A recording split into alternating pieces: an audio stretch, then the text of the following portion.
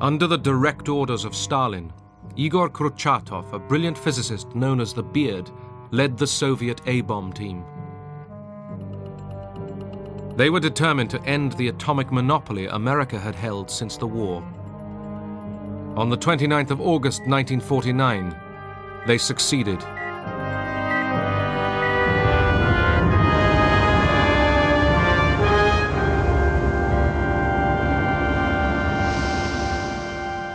The shockwave approached and knocked on the roof of the bunker. 1, 2. As if a genie freed by us from the bottle patted us and thanked us for releasing him from his long captivity. The nuclear arms race had begun.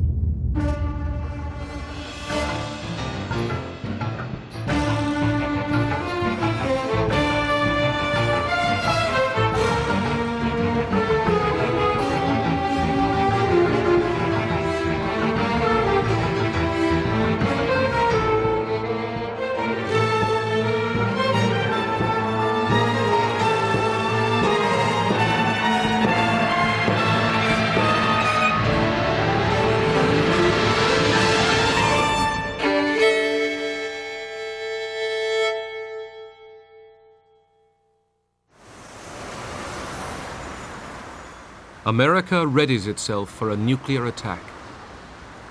Times Square is its normal busy self in the last seconds before a daylight atom bomb drill.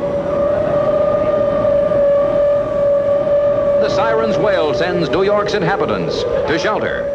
All buses, taxis, and autos discharge their passengers, who are guided by wardens to shelters. Movement is rapid but orderly. Housewives draw shades and turn off gas before proceeding to shelter zones in their own buildings. New York's subways provide most of the public shelters. Times Square is deserted 2 minutes after the alert. The speed with which the Soviets had produced an atomic bomb astonished America. I think what surprised us was that, considering the devastation which had taken place in the Soviet Union as a result of the World War II, we didn't think they would be able to amass the necessary infrastructure to develop the bomb, but they certainly did, and they clearly were in our knicker, so to speak. More and more we learned how well they had infiltrated the whole of Manhattan Project. Some scientists working on America's first A-bomb, the Manhattan Project, believed that America should not have a monopoly on nuclear weapons. Klaus Fuchs, a German-born British citizen, was one. People used him as a babysitter. He was a very polite, very quiet individual. No idea at all that he had this dual personality or this dual endeavor. In January 1950, Fuchs was arrested in London and charged with passing atomic bomb designs to the Soviet Union. He was sentenced to 14 years for espionage.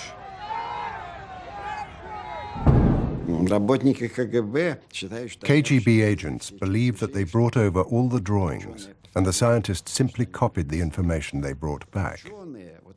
Scientists say the intelligence data was very important. The engineers were less enthusiastic. They said, so what if we had the information? How to make it, how to use it, that was not clear. The United States looked to its scientists to regain the lead. At the Los Alamos nuclear laboratories, they planned the hydrogen bomb. We thought at that time of atomic bombs as being limited in yield to approximately the yield that had been used in the war in Japan, whereas we thought of hydrogen bombs as being absolutely unlimited in what the yield could be, and more specifically, we thought of the hydrogen bombs as being 1,000 times as big as atomic bombs, just as atomic bombs had been 1,000 times bigger than the chemical bombs used in World War II. This enormous destructive power shocked Robert Oppenheimer, former leader of the Manhattan Project. He and several of his colleagues argued that such weapons put the whole world at risk. If there's another world war, this civilization may go under. We need to ask ourselves whether we're doing everything we can to avert that. America feared that if it didn't build an H-bomb, the Russians would. President Truman gave the go-ahead. The Pacific atoll of Eniwetok was chosen to be the site of the world's first thermonuclear explosion. By 1952, Operation Ivy was ready. It required a huge refrigeration system, weighed over 82 tons, and was 20 feet high. In less than a minute, you will see the most powerful explosion ever witnessed by human eyes. The blast will come out of the horizon just about there. And this is the significance of the moment. This is the first full-scale test of a hydrogen device. If the reaction goes, we're in the thermonuclear era. For the sake of all of us, and for the sake of our country, I know that you join me in wishing this expedition well. It is now 30 seconds to zero time. Put on goggles or turn away. Do not remove goggles or face burst until 10 seconds after the first light. Minus 10 seconds. 9er, 8, 7, 6, 5er, 4, 3, 2, 1, T0. On November the 1st, 1952, the world's first hydrogen bomb exploded with a force equivalent to over 10 million tons of TNT. 1,000 times the power of the bomb dropped on Hiroshima. You don't know what heat is until you've seen the heat from a 10 megaton hydrogen bomb. It doesn't stop. It just gets hotter and hotter, and you start to really worry, even though you're 20-some miles away. And of course, the whole island disappeared too, which was subsequently very impressive. And the whole lagoon was just sort of a milky white.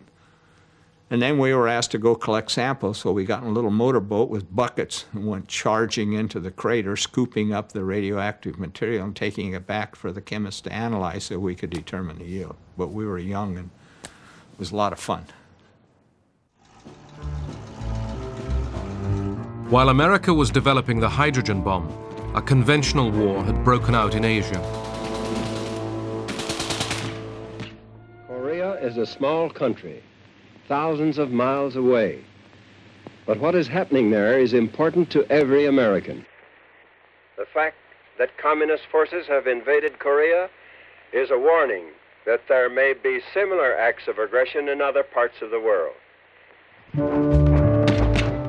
Congress approved a $40 billion increase in the defense budget. Truman, reluctant to use nuclear weapons again in Asia, fought the communists in Korea with conventional weapons.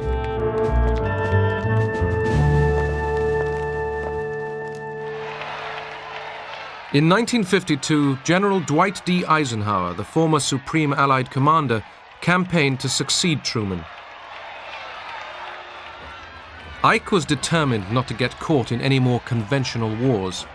Better, he thought, to threaten the use of America's growing nuclear arsenal to deter its enemies. Besides, you got more bang for your buck. Moscow was warned that any further aggression could involve massive retaliation. By 1954, Russia was changing. Stalin was dead, and a struggle for power was taking place between Nikita Khrushchev and Georgy Malenkov.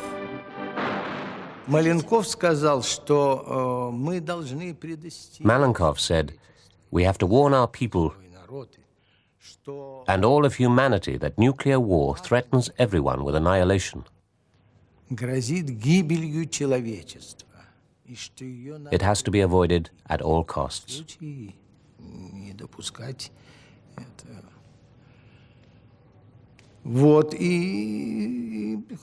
But Khrushchev saw this as an attempt to disarm and weaken the Soviet people. Later that year, the Soviet leadership witnessed a demonstration of their nuclear power. Атомная бомба сброшена.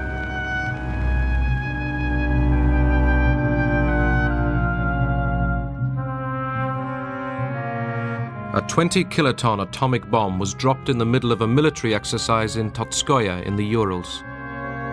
Внимание! Идет ударная волна.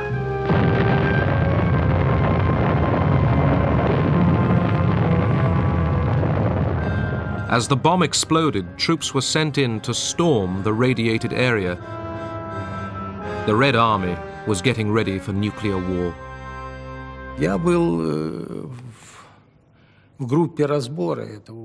I was a member of the assessment team for that exercise. I remember very well how Marshal Bulganin, the Minister of Defense, stated that nuclear weapons were not as frightening as we had been warned by the imperialists.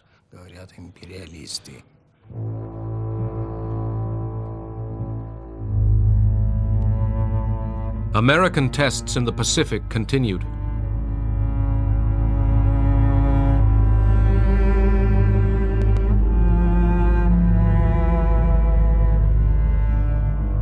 In 1954, shrimp was expected to explode with a force of about 5 megatons, but the calculations were wrong.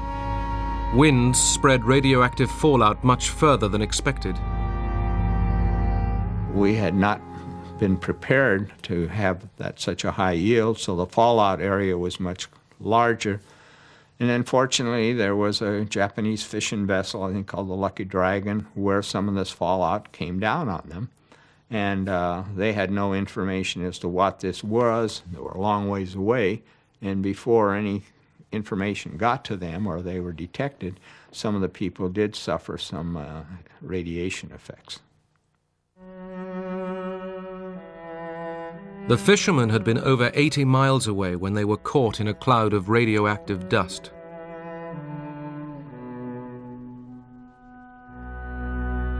Once again, the Japanese have been poisoned by ashes of death, reported one Tokyo newspaper. All 23 crewmen fell ill. One died. I thought it was unfortunate that human beings had been affected, but people get hurt in all sorts of things all the time. I don't see why the public reaction was quite so strong, although the media has a tremendous effect on the public reaction. But it wasn't just the media. A former Los Alamos scientist was worried too. I came to the conclusion that the bomb was a very dirty bomb. And then came a statement from the Atomic Energy Commission in the United States to say, don't worry about this fallout. It's no more than you get from a chest X-ray. Now, I happen to know how much you get from a chest X-ray, and I became very much alarmed. Several of the world's leading scientists shared this concern. With British philosopher Bertrand Russell, they put their names to a manifesto. There lies before us, if we choose, continual progress in happiness, knowledge, and wisdom. Shall we instead choose death, because we cannot forget our quarrels? We appeal as human beings to human beings. Remember your humanity and forget the rest. If you can do so, the way lies open to a new paradise. If you cannot, there lies before you the risk of universal death.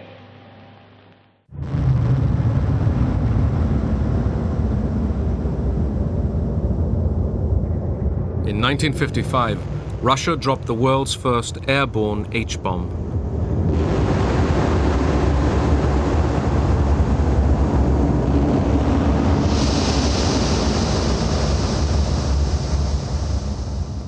There was a turtle by the name of Bert, and Bert the turtle was very alert. When danger threatened him, he never got hurt. He knew just just what to do.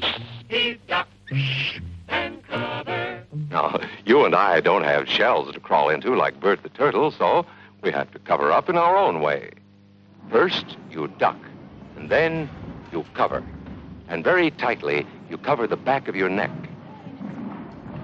We would get under our desks and stay there until we were told to come out. Or in some cases, in some of the classrooms, we had coat rooms off to the side of each classroom. And we'd walk through and we'd get our coat and we'd go out into the hallways and we would literally duck down facing against the wall. Remember what to do, friends. Now tell me right out loud. What are you supposed to do when you see the flash? In that way, we thought we were protecting ourselves from the bombs and from any damage that would be done to us. We felt totally secure and protected. Bomb shelters, building bomb shelters in the backyard. It was certainly something you saw a lot in magazines and this connotation that this was happening somewhere in suburbia USA. I do remember thinking of places in our homes where these enemy people, these Russians, would never ever find us, and we would again be, of course, very safe forever. В 50-е годы, конечно, у нас... In the 1950s, it didn't even cross our minds that the Americans were frightened of a Soviet invasion. We thought they knew we only had peaceful aims, that all we wanted was to live in peace. We wanted to rebuild our country. We had our 5-year plans. Nowhere was it written that we wanted to invade anybody. We thought that we had something to be frightened of because they were capitalists, and that was something terrible for us. We believed that they sucked the blood of the workers. It didn't even cross our minds that the Americans were scared of us. In the summer of 1955, the major powers convened in Geneva. The Russian delegation was led by Marshal Bulganin and Nikita Khrushchev.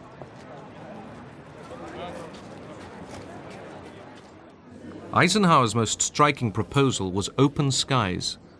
Ike claimed his plan would ease mutual suspicion, but it would also prise open the secrecy of the Soviet military machine. Open skies involve both the freedom to overfly each other and observe, photograph and observe what was happening, and second, an exchange of blueprints, as Eisenhower termed it, of the military programs on both sides.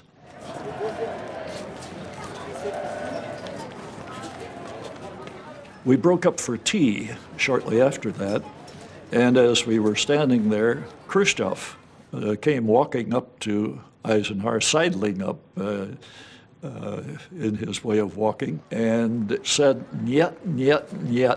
You're simply trying to look into our bedrooms." And as we were riding back, Eisenhower said, "Now we know who's in charge of the Soviet delegation." Later that year at the Moscow Air Show, the Soviets allowed the West to see their new jet bombers, codenamed Bison.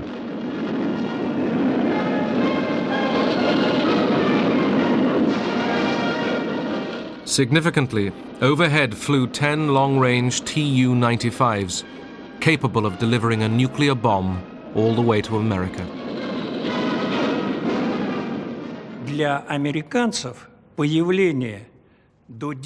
For the Americans, seeing 10 planes capable of reaching the United States was a shock. На территории Соединенных Штатов Америки, естественно, было шоком.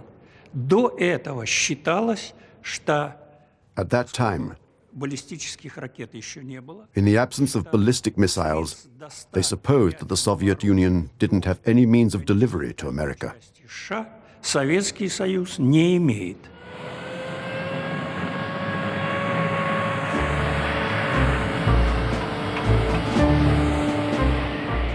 In response to fears of a bomber gap, Ike doubled the rate of B-52 bomber production. America needed to find out how much of a gap there really was.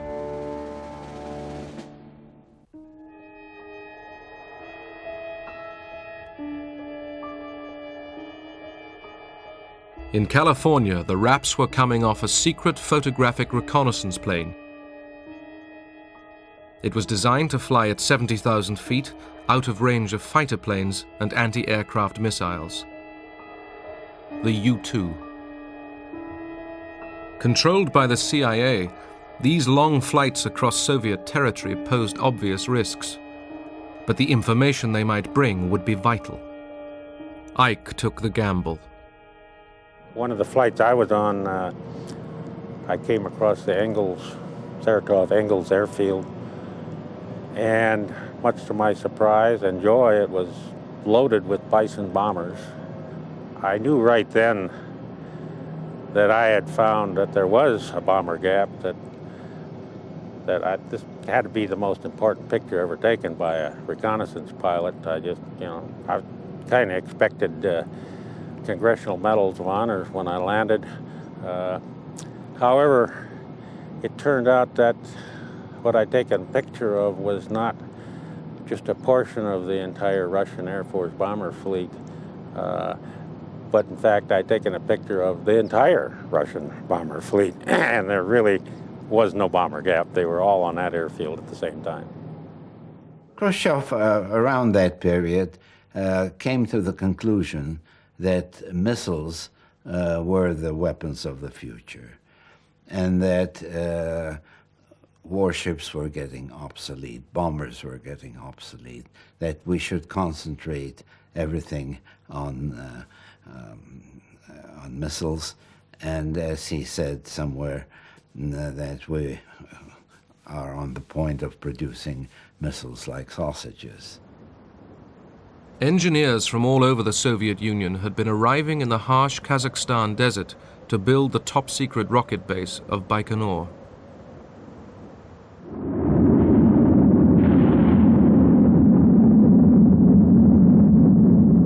On the 15th of May 1957, they began testing the world's first intercontinental ballistic missile, an ICBM.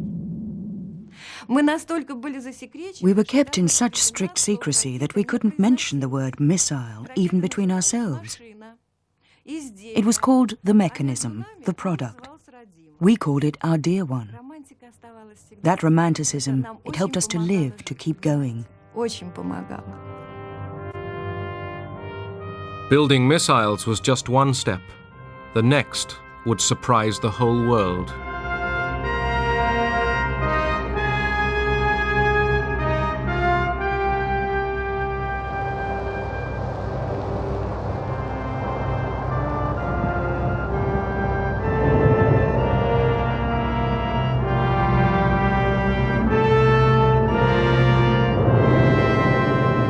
On October the 4th, 1957, Russia launched the world's first space satellite. They called it Sputnik, traveling companion to the Earth.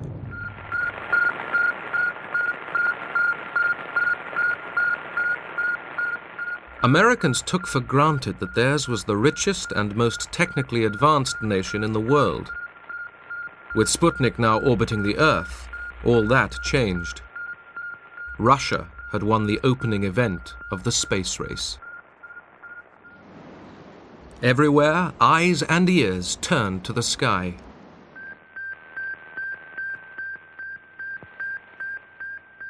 I did have a World War II surplus piece of equipment out in our garage that had been out there for some time unused. It was too heavy to bring into the house. So I powered that thing up and tuned one of the channels to just above 20 megahertz in frequency. And there faintly in the very distant background, among all the noise and other things, I could hear this little chirping sound, more like a cricket chirping than it was a beep, if you will. To me, it was the confirmation of the fact that the Russians had indeed put a satellite into orbit, and sitting there listening to that signal and watching the booster go overhead, you couldn't help but get goosebumps thinking about that thing. Sputnik came as a shock overseas. The American military and others realized that the period when they were out of reach had ended. A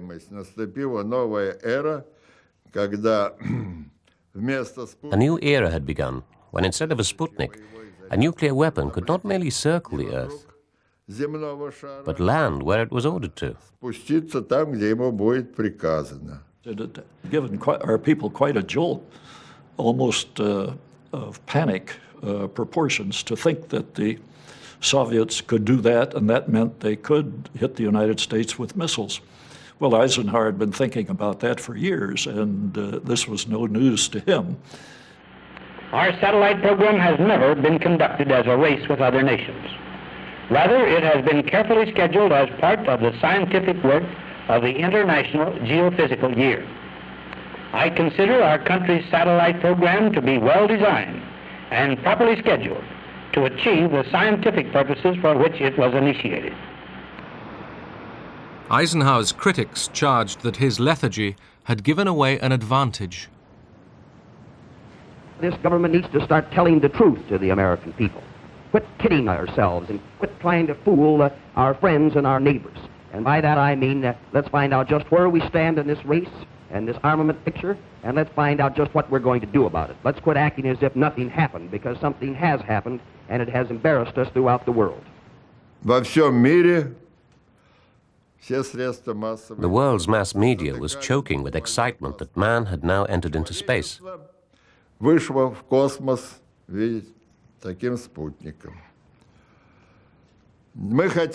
would like to have had some rest.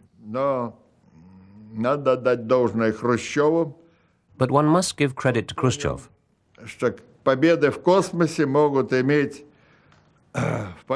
He realized that space victories could be of greater importance in politics than the threat of a club with a nuclear bomb on its end.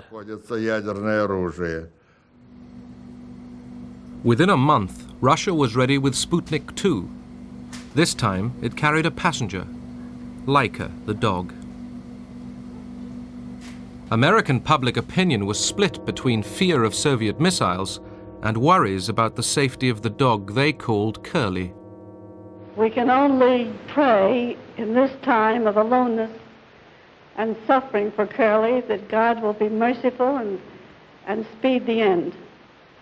This voiceless cry of mercy as this satellite spans the earth should be long remembered as a symbol of the torture the animal world must go through. And I don't mean to be facetious at all, but something to be remembered is that there's a female up there circling Mother Earth.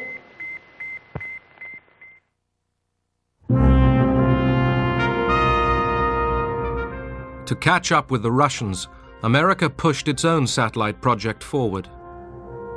The Army and the Air Force were very eager to put up a satellite. Eisenhower was dubious about their proposals and decided to call on the Navy to produce a new satellite called the Vanguard to carry this out for peaceful civilian purposes only. And so at the sunrise hour of the launching day, the U.S. scientists realize the world is watching and waiting. Success or failure will bring equal headlines. That is one price of greatness. And the Americans who sweat this one out at Cape Canaveral know their fledgling is on the spot.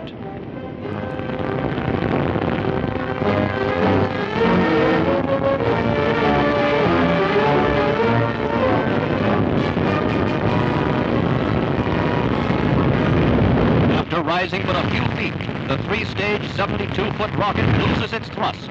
The remarkable slow-motion films tell the rest of the story. It was a national humiliation. The world's press had a field day. Something had to be done in a hurry to restore confidence in American technology. To the rescue came a former German rocket scientist, Werner von Braun. His team had been working on a military missile known as the Redstone. Hurriedly, the Explorer satellite was fitted to it.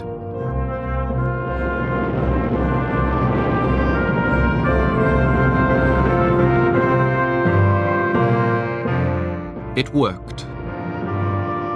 The race in space was between capitalism and communism, a competition the West feared Russia was winning.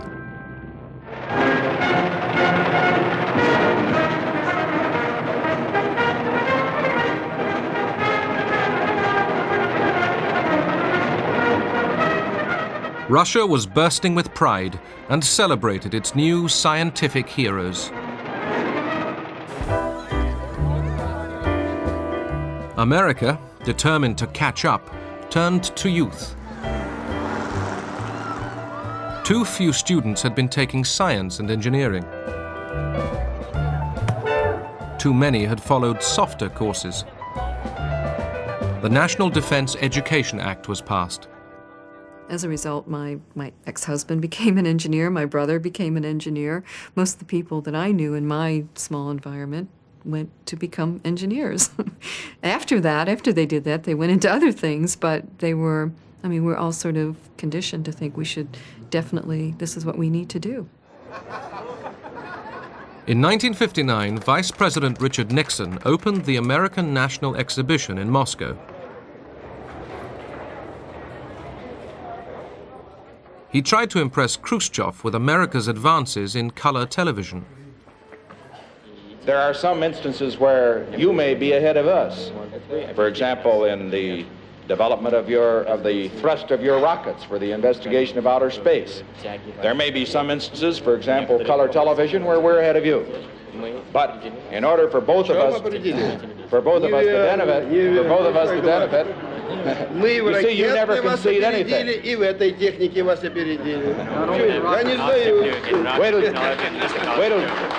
Wait till you see the picture.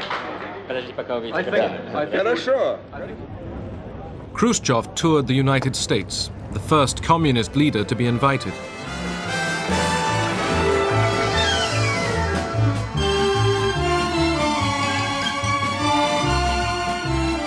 In Hollywood, the stars turned out to entertain him. In the streets, people gave him a frostier welcome.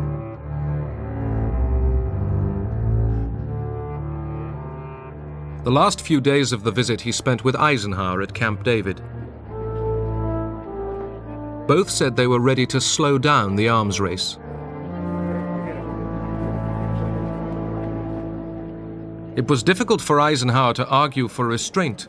The American people were convinced that the missile gap favored Russia.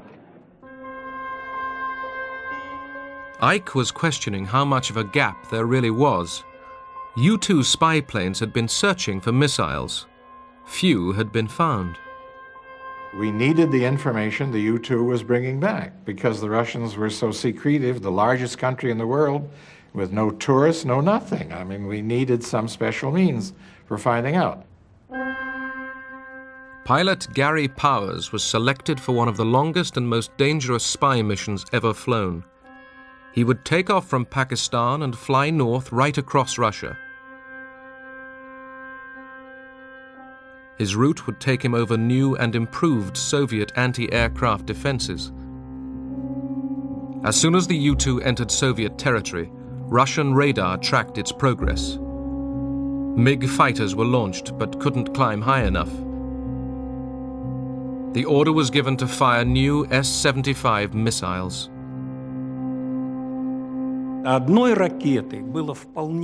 One missile was enough to shoot down the Powers plane. What we discovered first of all were the remains of the plane. And here they are behind me. The fuselage, wings, and fuel tanks. Eisenhower was told the plane was missing and that a public statement might be needed. I reminded him that we had a cover story that we would use, that the plane was a high-altitude weather plane and it must have been off course and so on. And so that was put out. It is entirely possible that having a failure in the oxygen equipment, which could result in the pilot losing consciousness, the plane continued on automatic pilot for a considerable distance and accidentally violated Soviet airspace. And the main piece of evidence, so to speak, Powers himself and his equipment. He had with him a poisoned pin and a silenced pistol.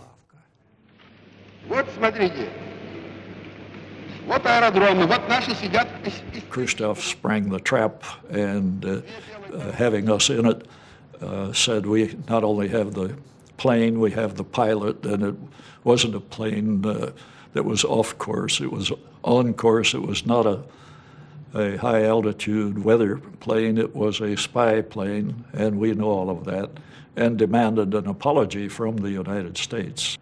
It appears that endeavoring to obtain information now concealed behind the Iron Curtain, a flight over Soviet territory was probably undertaken by an unarmed civilian U-2 plane. Khrushchev gathered us around him, and he said, look, we're going to take a very tough position because otherwise our public simply will not understand. We'll have to make a statement saying that the president should apologize, should punish those responsible for those flights, and should say that they will not be repeated any longer. 2 weeks after the shoot-down at the long-awaited Paris summit, Khrushchev, furious that Eisenhower wouldn't apologize, stormed out.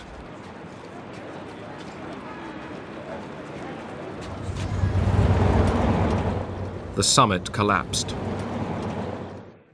In Moscow, Powers' trial for spying was a major media event. The world saw America caught in the act. I ask the court to weigh all the evidence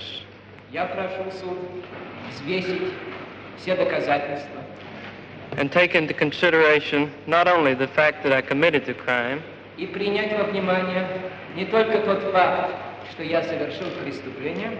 but also the circumstances which led me to do so.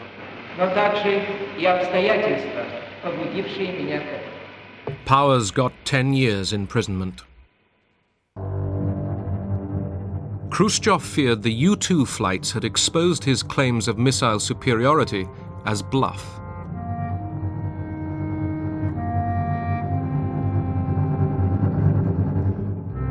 At the secret Baikonur Cosmodrome, engineers were testing a new ICBM. In charge was Marshal Nadilin. There was a rush to create a new missile.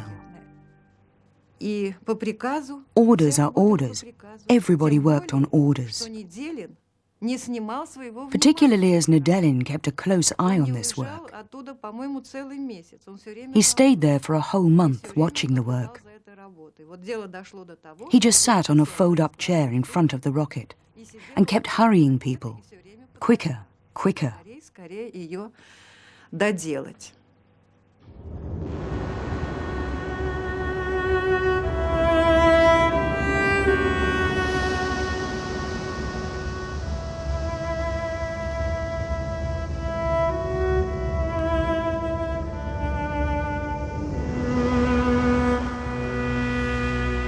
As a control panel was being fitted, the engine ignited.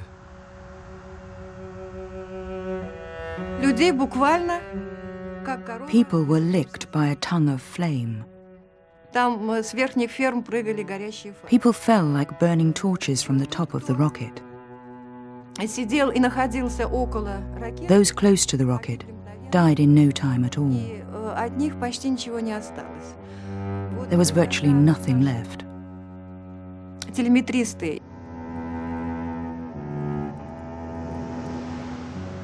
189 people died.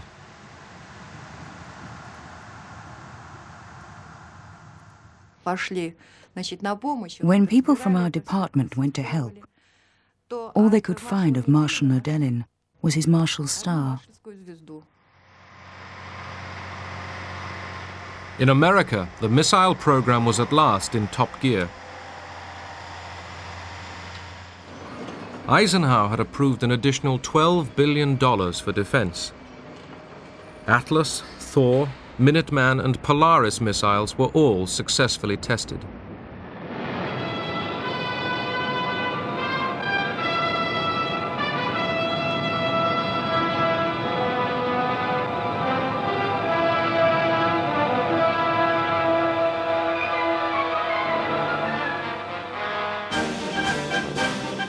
In 1961, the bands played for a new president. Throughout his election campaign, John F. Kennedy attacked the Republicans on their weak stance on communism and, in particular, for the missile gap he claimed Eisenhower had let develop.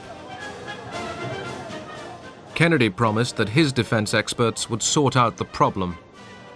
I hardly knew the difference between a nuclear weapon and a conventional weapon. But my introduction and indoctrination was swift because a major element of the election campaign that President Kennedy had just won was the charge by the Democrats, including President Kennedy, that Eisenhower had left a missile gap, that the Soviets had been permitted by inaction on the part of the U.S. to build up a superior nuclear missile force. So clearly, my first responsibility as Secretary of Defense was to determine the degree of the gap and initiate action to close it. And it took us about 3 weeks to determine, yes, there was a gap, but the gap was in our favor. Although behind in the missile race, Russia still had a card to play: Yuri Gagarin. From about 5 o'clock in the morning, I kept thinking, now they're waking him up. Now he's getting dressed, being fed. Now he's getting on the bus on his way to the launch pad.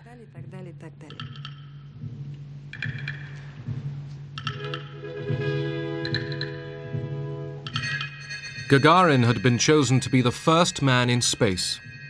Behind him sat his backup man, German Titov. For us, it was ordinary work. Well, not quite ordinary, because we had to fly rockets and Sputniks, but that's what we were prepared for.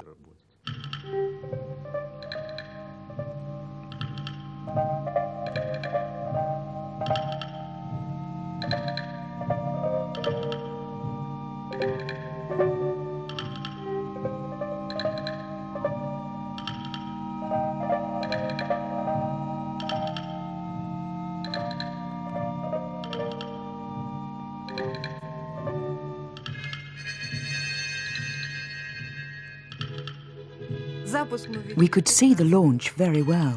At first, our dear one started rocking very slightly. Then, whoosh, off it went, up into the sky. It was incredibly beautiful, particularly for us who'd given so much of themselves to the project.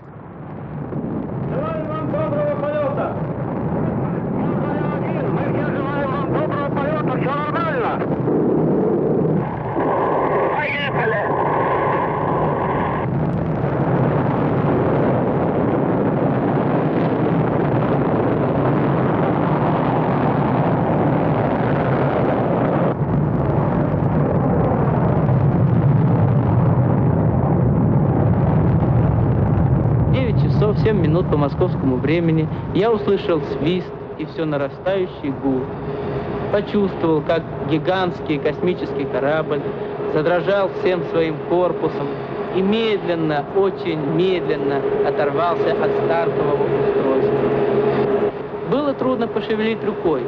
Я знал, что это состояние продлится недолго, пока корабль наберет необходимую скорость и выйдет на орбиту вокруг Земли. Земля сообщила, прошло 70 секунд после старта. Я ответил, понял вас, все хорошо.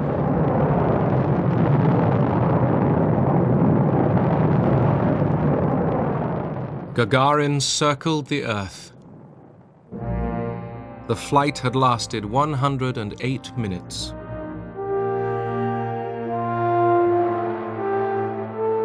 He arrived back to a hero's welcome.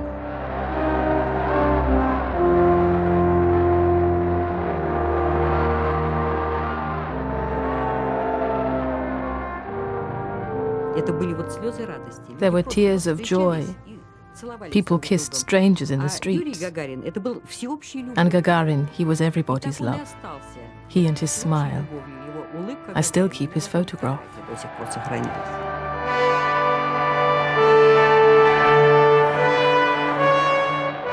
His achievement delighted every Russian and the world.